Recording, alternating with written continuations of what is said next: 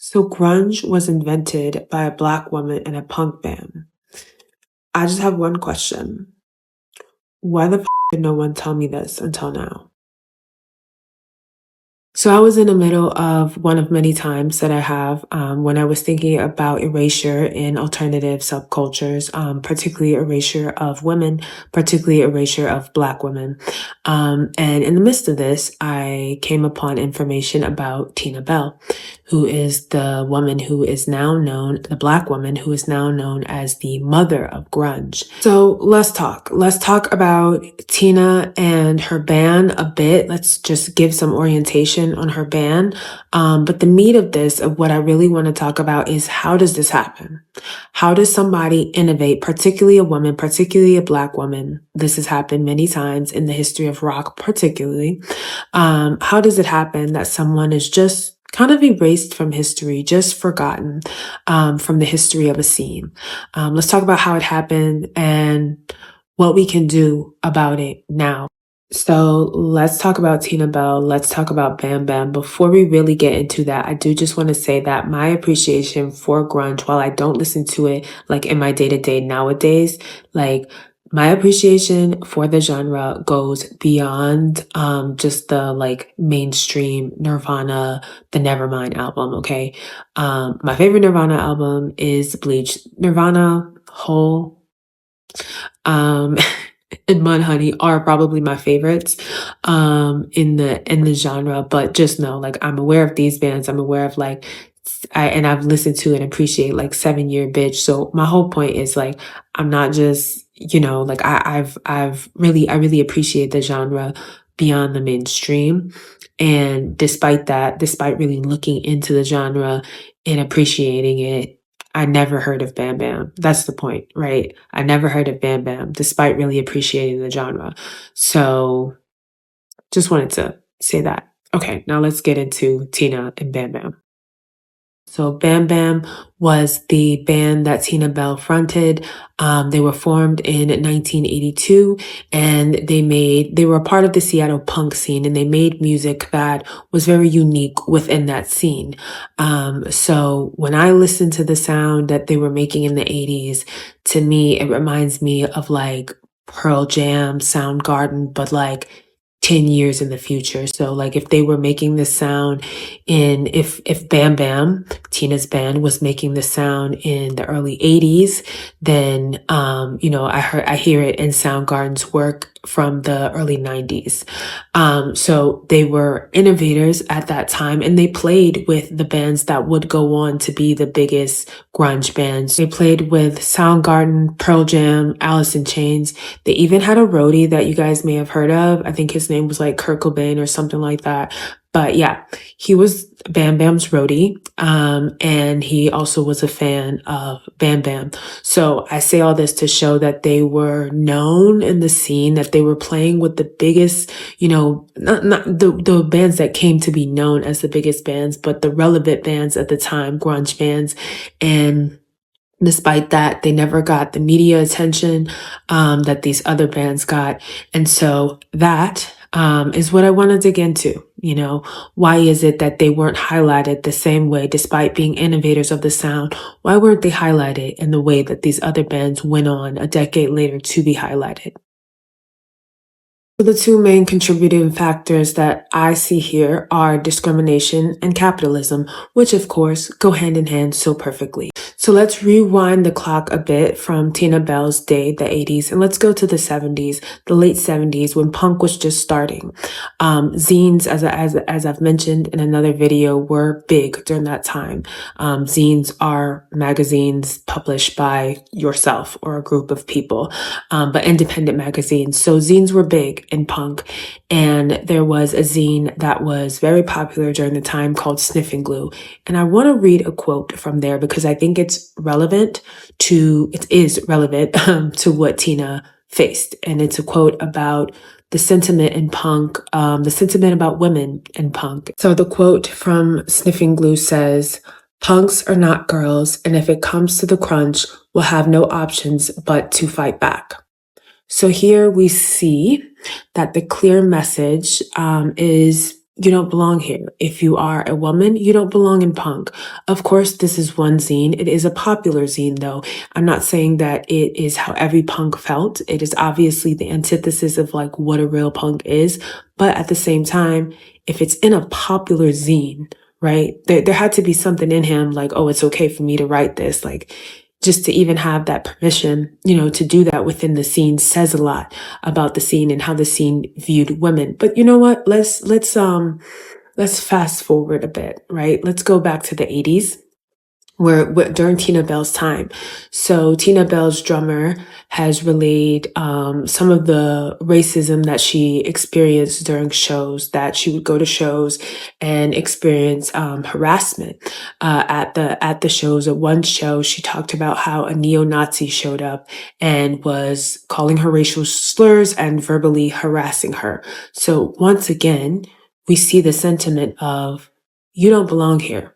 So first we have, at the beginning of punk, there was a sentiment, again, not by all punks, but there was a sentiment of, if you're a woman, you don't belong here. And now there is, if you are Black, because you are Black, you don't belong here. So here's the thing.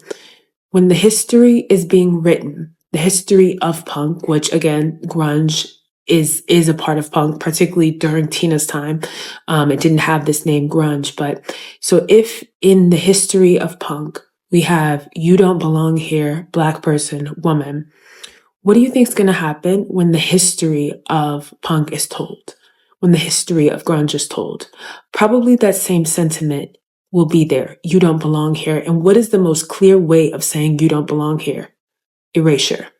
So I don't think it's far-fetched to say that one of the big contributing factors to people like Tina Bell and Tina Bell herself being passed over and never getting that recognition that she receives, certainly not while she is alive. Nowadays, there's a bit more information, right, about her, but still, she's not as known as she should be.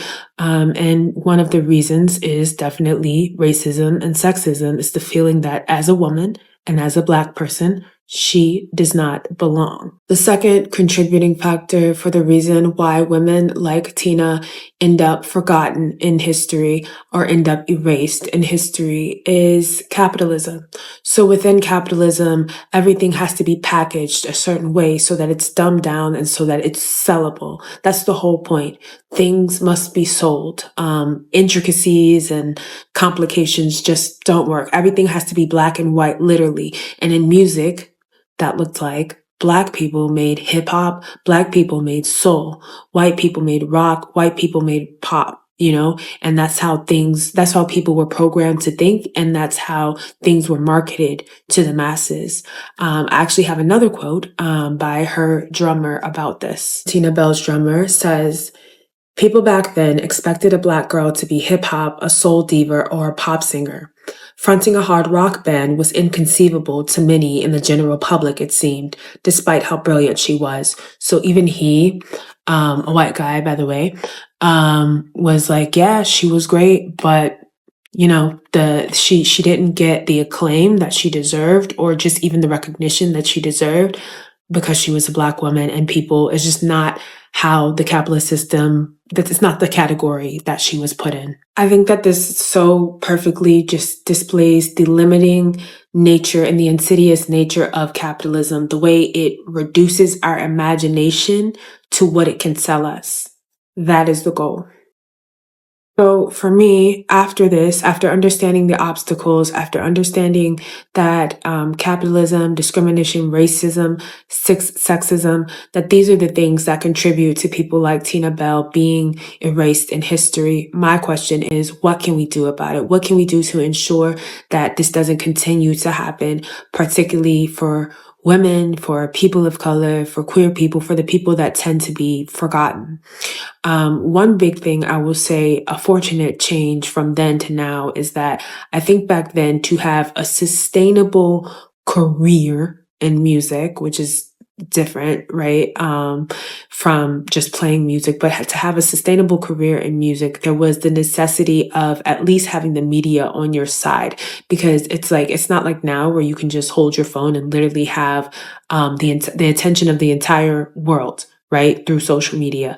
Back then it was, you really, really needed those gatekeepers, I suppose. To have a career, and if they weren't on your side for whatever reason, then you were kind of screwed.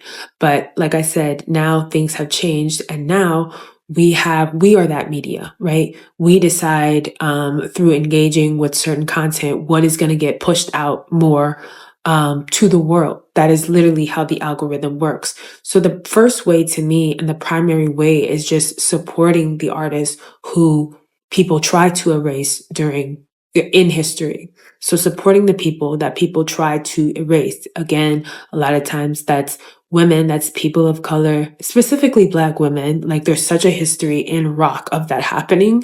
But women, people of color, queer people, as well, trans people, a lot of times are erased throughout history. So supporting those artists, I don't mean handouts. I mean the artists that you genuinely vibe with, understanding that you have a certain power in engaging with them, that actually is a part of preserving what they are creating. So you play an important role in that. And the other thing, which goes hand in hand, is supporting the platforms that support these groups of people, and also using them as ways to find these people, you know? And so I will shout out this platform, Circus Undead, which is centered around all the groups that I just mentioned, queer people, women, people of color, trans people, like centering these people particularly within punk and goth.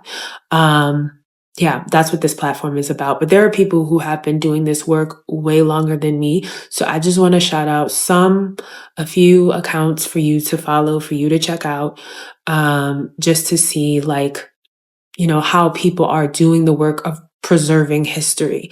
One that I really want to shout out is BioPac Punk. So I've been following them for years, and it's really been such a lifeline for me to see myself represented. They post every single day a person of color in the alternative scene, every single day. And I've been following them for years, and they have posted every single day. And so it just shows how present we are and how much we are shaping the sound. And again, it does the work of preservation. It does the work of just an archive that we are here, that we were here, that we will be here, right? And so they are amazing. Definitely follow them. And that's really all I had. I would love to hear from you all. One, like, are there any cool platforms that I didn't list here? I'm sure, that are doing the work of preservation, that are uplifting voices that are oftentimes erased or attempted to be erased. And if so, please let me know. And then if there are any other ideas about how to ensure that these groups are not erased, also, please let me know.